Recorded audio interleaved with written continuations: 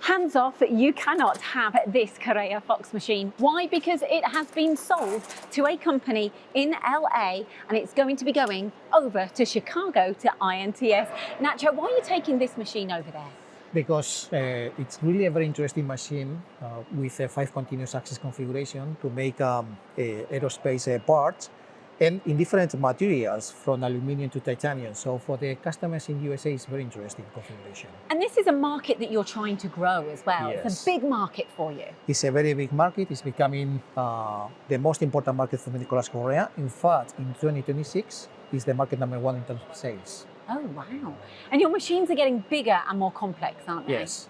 And that matches very well with the US customers because they are looking flexible machines, which means complicated to make many different parts. Are you looking forward to the show? Well, IMTS is very important for Nicolás Correa. The US market is very, let's say, spread out.